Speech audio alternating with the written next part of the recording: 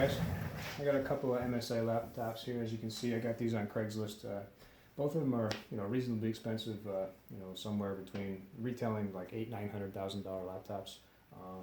But they come with TN panels. That's twisted pneumatic panels as the LCD screen. This one here is a TN panel, and this one is an IPS.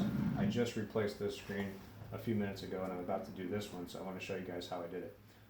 There's another video on YouTube where someone showed how they did this, and that actually is what gave me the confidence to bother going ahead and doing it. I got the IPS screens from laptopscreens.com, and they're about, I think I paid like $45 per screen because I bought two, but they're about $55 plus tax and shipping. Anyways, you can see the difference here. This off angle, the blacks on the IPS are better.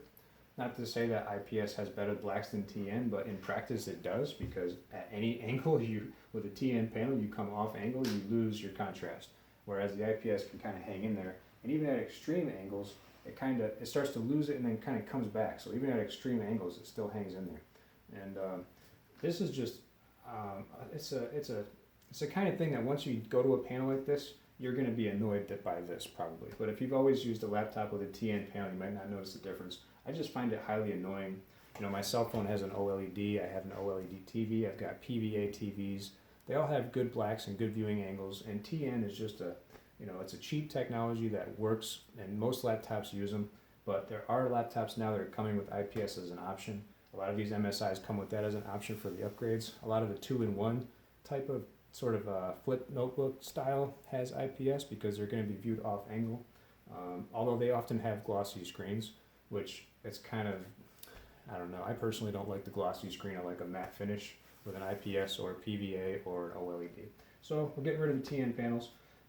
Basically what I did was I used my fingernail to kind of reach in and just release all these clasps. You can use a spudging tool, you can use a credit card, but just kind of getting in there, and you'd be surprised, it just unsnaps with your fingernail. You kind of need to come at this angle, peel forward, and it'll pop open all the way down to about here. When you get to the hinge, you need to kind of slide your credit card or your tool or your fingernail along the edge of that hinge, and this will pop.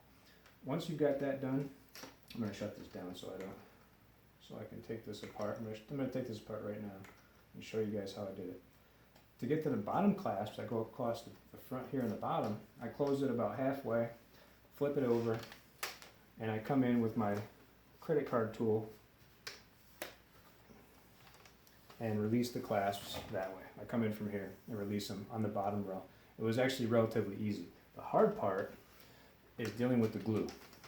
At the very bottom, there's a glue strip that goes across. It's kind of like a sticky thing that you can peel off, and what you want to do is peel it in such a way that the stickum stays on the bezel and not on the screen. There's going to be a sticky black thing on the screen itself that peels off as you're trying to peel off the glue strip. It's not a major issue, nothing to worry about, but you want to keep the glue strip here on the bezel because you're going to need it for the other screen. In order to get this actual screen out, there's only 4 screws. 1, 2, 3, 4. It's the silver screws. You don't need to worry about the black screws. So I'm going to take those 4 out, flip the panel down, and we'll go from there.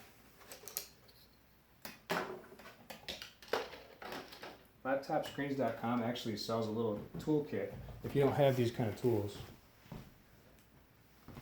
It comes with a spudger to kind of help you reach in there and break those clasps if you need to. Like I said, I just use my fingernail, but if you want to do things by the book, if you don't have some beefy fingernails or whatever, you can use a credit card or anything. You want to be kind of gentle if you can. You take your time with it because you don't want to crack anything. But honestly, I am surprised that not a single one of these clips broke, and I didn't have any breakage. I almost always break something in the process like this. And this is kind of like a brand new laptop that I got it off Craigslist, but it's in new condition, and I really wanted to kind of keep it that way.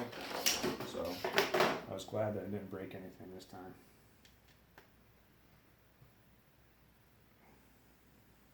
These are just tiny, teensy little Phillips screws. It would be great if this tool was magnetic, but it's not. Easy to lose these guys. I think at this point, once you're in this part of the computer, technically speaking, you want to have a grounding strap. Making sure you're not discharging any static into any of these components. They're probably pretty sensitive. Alright, and just kind of grabbed it with my fingernail, so I'm going to kind of peel this forward gently, lay it down. You can put something here under the keyboard if you want to protect that screen. Alright, so now I've got some sticky tape here. This tape kind of helps hold this connection together.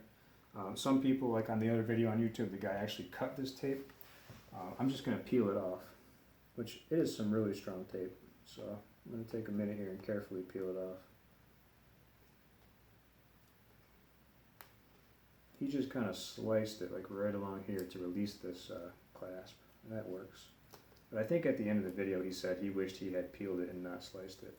And some of the commenters had said that he should have just peeled it.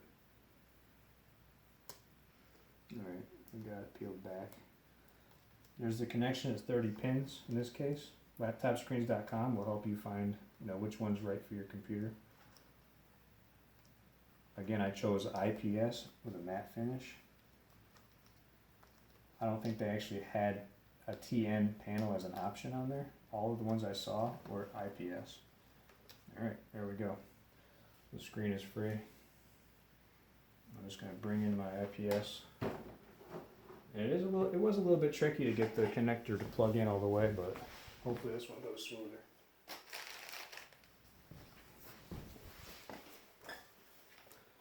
Got a brand new panel with the protective covering on there.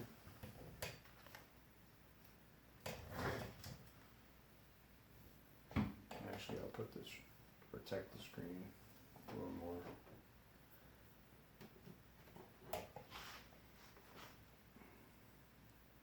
I believe once this is plugged in properly, you'll actually hear just a little bit of a click.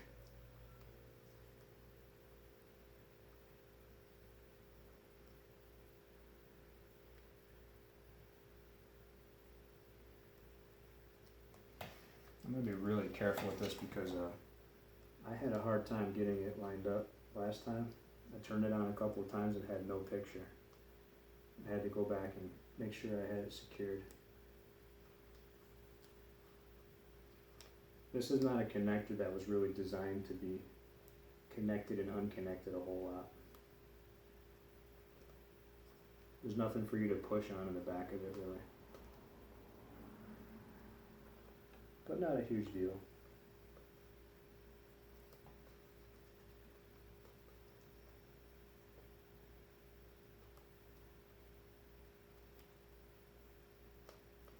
Yeah, I can see that it's partially plugged in right now. There we go. It kind of made a snapping sound as it clicked into that side. There we go. So got 2 snaps. Alright, I'm going to pull this tape forward and stick it back down.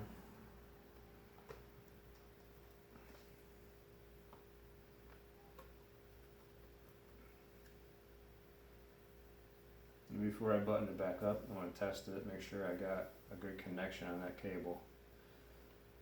Sweet.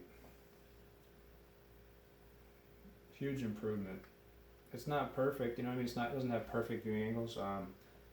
It's probably going to look even better once I peel this covering off as well. But I'm pretty impressed with it. That's something you don't want to do. Definitely. Alright, great. Thanks for watching, guys. If you can do me a favor, subscribe. I know it doesn't even make sense to subscribe, but YouTube believes that it does. And I got demonetized because I had more, like 4 times more viewing hours than was needed to remain monetized, but I didn't have enough subscribership because my channel's not set up for subscribership. I put different kind of videos. I talk about health. I talk about motorcycles, computers, philosophy. It doesn't really necessarily make sense to subscribe because it's not a specific category. And I just didn't want my channel set up like that. I just like to talk about things that I know. I like to put out useful information if I come across it. And I don't want to be stuck just with one category or having a whole channel for each category. So I just want people to be able to find information when they search for it. But I would appreciate the subscribership just to help me get back monetized, because if I do, I get remonetized, I'll probably make a whole lot more videos because I'll be incentivized again. But thanks for watching. If you have any questions or comments, please post them up. I appreciate it.